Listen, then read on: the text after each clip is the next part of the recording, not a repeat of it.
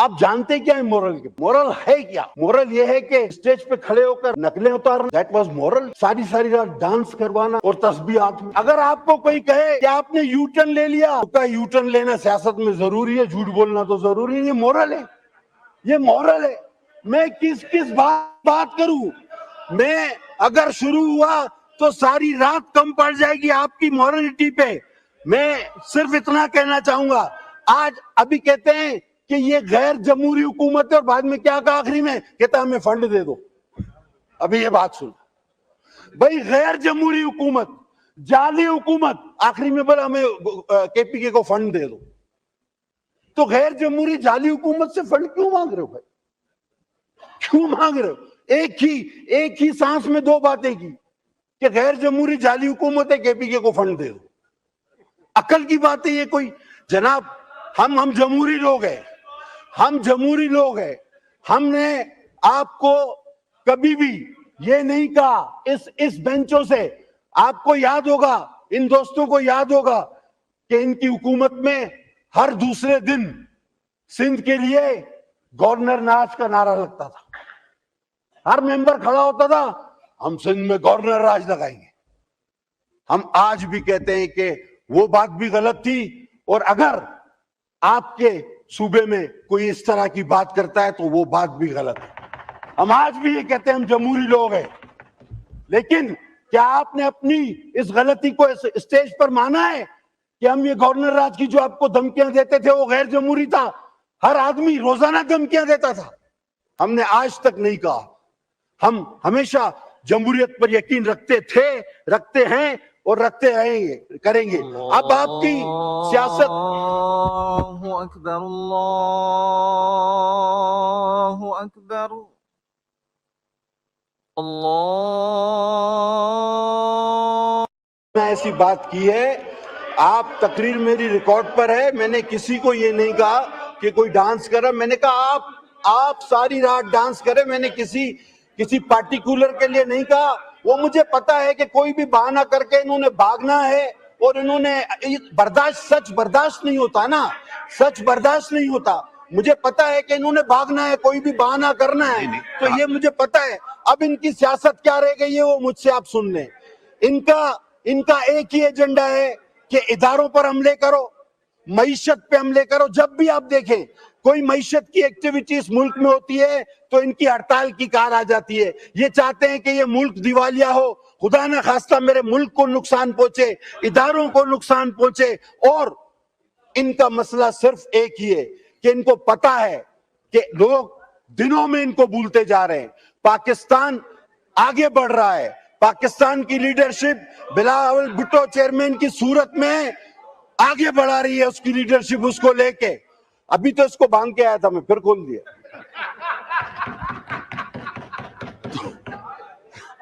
یہ تو ابھی باندھ کے آیا تھا میں. تو بہرحال جناب علی، اب قوم سمجھ چکی. اچھا یہ پہلے کہتے تھے ہم آئیں گے 1 ارب اس کے منہ پہ ماریں گے، 2 ارب اس کے. وہ کوئی ارب مرب نہیں، بلکہ پتہ نہیں کتنے ارب جیب میں ڈال کے چلے گئے، آئی ایم ایف سے قرضے لے کے چلے گئے. اور یہ اب کس بنیاد پہ سیاست کر رہے ہیں کہ ہمیں کیوں موقع دو؟ آپ نے سارے موقع گنوا دیے. آپ نے اداروں پر حملے کر لیے، معیشت پہ حملے کر لیے، ملک کو تباہی کے دانے پہ لے آئے. آپ نے اداروں پہ 9 مئی جیسے واقعات کر لیے جو انڈیا نہیں کر سکا. اب آپ کے پاس کوئی جواز نہیں سیاست کا، کوئی جواز نہیں سیاست کا. لہذا اب آپ میں دراڑیں پڑنا شروع ہو گئی ہیں. اب آپ کے اندر ہی ایسے لوگ پیدا ہو گئے ہیں کہ جن کو پاکستان عزیز ہے، پاکستان کی پارلیمان عزیز ہے. لہذا جو اندر ہے اس کو اندر رہنے دو، اور جو باہر ہے اس طرح بس اوپر ہاتھ کھڑے کر کے اسی طرح چلتے رہو. بہت شکریہ. پاکستان زندہ باد. جس کو بہت شرم آ رہی تھی ابھی آپ کی کرسی پر بیٹھا تھا، اس وقت اس کو شرم نہیں آئی، بالکل بھی نہیں آئی، ایک تھوڑی سی شرم بھی نہیں آئی. کیوں نہیں آئی؟ آپ کو اس وقت چادر چار دیواری کا تصور نہیں تھا. جب عید کی رات کو میری بہن کو آپ نے جیل سے اٹھا کر رات کو 12 بجے اڈیالہ جیل میں بھیجا، چادر اور چار دیواری آپ کو یاد نہیں آئی؟ آپ بولیں کہ ہم نے وہ غلط کیا تھا، آج یہ غلط ہو رہا ہے. اب یہ کہتے ہیں کہ جناب یہ کوئی اور لوگ کروا رہے ہیں. یہ اور لوگوں کا کانسیپٹ لایا کون ہے میرے بھائی؟ آپ کی حاضریاں پوری کون کراتا تھا؟ آپ کے بجٹ پاس کون کرواتا تھا؟ ایک ایک ممبر سے لوکیشن کون مانگتا تھا کہ ہاؤس میں پہنچے ہو یا نہیں پہنچے ہو؟ بولو وہ غلط تھا، بولو وہ غلط تھا، آج بھی غلط ہے. اپنی غلطی پہلے مانو. کون کہتا تھا کہ مار دوں گا، توڑ دوں گا، بند کر دوں گا؟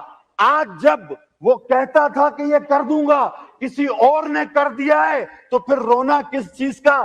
جنات کے گھر میں پتھر مت پھینکو میرے بھائی، جنات کے گھر میں پتھر مت پھینکو، بدروہیں نکلے گی تو بھاگنے کی بھی جگہ نہیں ملے گی.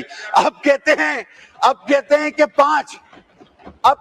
کہ 5 ممبر ہمارے وہ خرید لیے گئے اور ان کی وفاداریاں تبدیل کی گئی، اور جب 15 ممبر سینٹ کے صادق سنجرانی کو ووٹ دے کر چلے گئے تو ان کے تو ضمیر کا فیصلہ تھا. اب ان کو دیکھو، اب یہ بات بنتی ہے. اس وقت یہ کہہ رہے تھے کہ ان 15 سینیٹرز کا ضمیر جاگ گیا ہے، اور آج جس کا کسی کا نشان حقہ، کسی کا نشان کرسی، جو آزاد امیدوار تھے، اگر انہوں نے ووٹ دیا کہتے ہیں یہ لوٹے ہیں. اور وہ 15 سینیٹر 15 جو سنجرانی کو ووٹ دے گئے، گیلانی صاحب کو وہاں سے ہروایا گیا، وہ ان کے ضمیر کی آواز تھی. پہلے کہو کہ وہ بھی غلط تھا، یہ بھی غلط ہے. اگر وہ غلط نہیں تھا تو خدا کی قسم یہ بھی غلط نہیں ہے، کبھی بھی نہیں ہو سکتا. پہلے اپنی غلطیاں مانو. آپ کہتے ہو کہ جناب یہ جمہوریت پہ حملہ ہوا. آپ نہیں دیکھتے کنسنسس کتنی دن چلا؟ آپ نہیں دیکھتے کہ ہم نے ہر جماعت سے بات کی، میرے چیئرمین نے دن رات بات کی، آپ سے بھی بات کی، محنت کی. اس کے بعد ایک پارلیمنٹ کو سپرمیسی ملی جس کا آپ بھی حصہ ہو. اور سابق اسپیکر صاحب کو آپ کے توسط سے کہنا چاہوں گا کہ اسی چیئر پر جب ایک دن میں 52 بل پاس ہو رہے تھے، یا جب میری اپنی امینڈمنٹس کو روندا جاتا تھا، میں نے سیٹ پر، اور میں مشتاق صاحب بیٹھے ہوئے گواہ ہیں، میں نے جا کر ان کو اس سیٹ پہ کہا تھا کہ تاریخ اس فیصلوں پہ آپ کے گلے پڑے گی. آپ کو وہ وقت بھگتنا پڑے گا کہ جب آپ کو بھاگنے اور چھپنے کی جگہ نہیں ملے گی. آپ 5 کی بات کرتے ہو، آپ 5 کی بات کرتے ہو. ارے آپ کے تو 50 لوگ ووٹ دینے پہ راضی تھے، بچا ہی نہیں تھا کچھ پلے آپ کے. آپ میں تو دراڑیں اتنی ہیں، اور جو آپ اچھل کر شور کرتے ہیں، جو 2-4 لوگ، کبھی پارٹی ان کو نہیں مانتی تو کبھی پارٹی کو وہ نہیں مانتا، کبھی پارٹی کہتی ہے کہ میرا اس سے کوئی تعلق نہیں، کبھی کہتے ہیں کہ ہمارا سے. ان کے اندر تو دراڑیں اتنی ہیں